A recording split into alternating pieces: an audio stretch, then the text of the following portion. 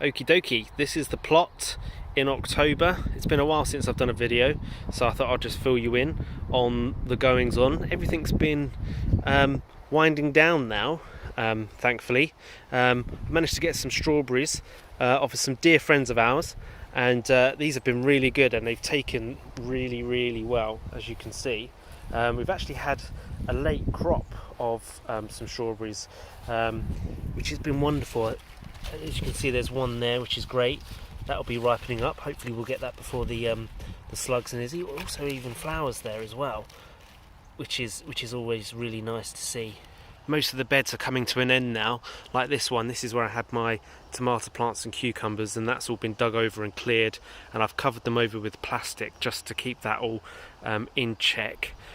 This was where I had my brassicas. I had cabbages, cauliflowers and pak choy here, and that's all come to an end. I've still got some kale, and I've still got some Brussel sprouts growing here, which is good, and one solitary broccoli plant, as you'll see there. As you can see, they're being eaten by, I think they're being eaten by slugs. If you look hard enough, you can see them. Look, there's one. There's the little beastie, so you can get rid of him. And in this weather, they do kind of congregate quite a lot on your plants. It is nice to see some Brussels sprouts. I should give these a feed. Hopefully we'll have some in time for Christmas. Rhubarb's coming to an end, but the raspberries that are in here as well have taken, which is really nice. I've got a mixture of spring raspberries and autumn raspberries. These are the autumn raspberries. These are coming to an end, but there's the odd raspberry still left to go. If you look hard enough, you can see them. There's one just there, which is nice, and another one here, and that makes for a really nice treat when you come down in between deluges to have a look. The spring raspberries aren't doing that well, I have to say. I need to look into see why that may be the case. I'll let you know how I'm getting on. And I've still got some potatoes left to dig out of this bed here. Potatoes not been too bad. These are King Edward potatoes, medium sizes generally. We're not looking at huge jacket potato sized potatoes, but enough to get a few meals out of. And these beds here have also come to an end as well. This is where I had my runner beans. Of course, it is the season to start planting your winter onions, and I've earmarked this bed here to hopefully plant those. I need to buy them, I need to plant them, but this matting is really good because you've got the lines, and then with the lines you can work out where you're going to space your sets or your bulbs, and that'll just keep things ticking over. And it's quite nice to have something growing over the winter months, because you get it gives you an excuse to come down, take a look, rather than let it get all overgrown and hard to manage in the spring. The plum tree has gone into hibernation, and that's always to be expected. Got a good set of fruits off of this, and they're really lovely and sweet plums. In the spring I'll probably have to prune this. It's getting a really established tree now, which is really nice to see. I'm hoping to make it more of a standard though, keeping most of the growth at the top of the plant. And this is the project for end of 20, beginning of 2021, is this area here. It's getting a little bit neglected while I've been focusing on that bit over there.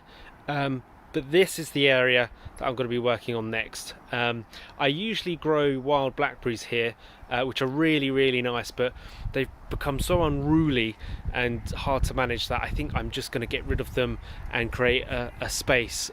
So there's nothing here I'm too precious about. On this bed here are some rhubarbs. However, the brambles have just gone. They've just taken a world of their own. This plant here that I'm not too sure what it is, if you know what it is, leave me a comment below. It's self-seeded, so that can go.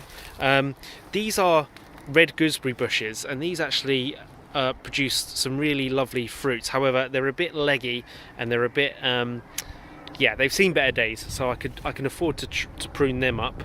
This is a conifer, which is a nice feature, although it is getting bigger. It has been well nurtured, so this needs a prune as well. And this is a wood store.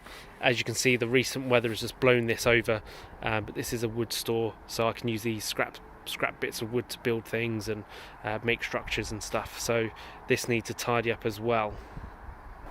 This area has had brambles growing since as long as I can remember, and I've slowly been chopping away at them to try and get them under control. This is a black currant that was planted, and this is a red currant that was planted, and of course they've been taken over by the blackberries, so I'm hoping to transplant them and give them a space where they will hopefully flourish and get some decent fruits from them.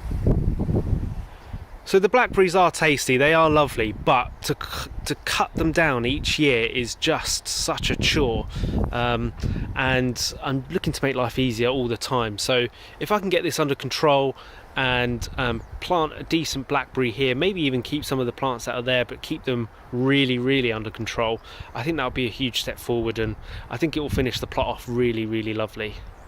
So there we have it, that's the plot in October. It all looks a bit empty, not much life going on, but that's the beauty of having an allotment. It's peaks and troughs, as they say.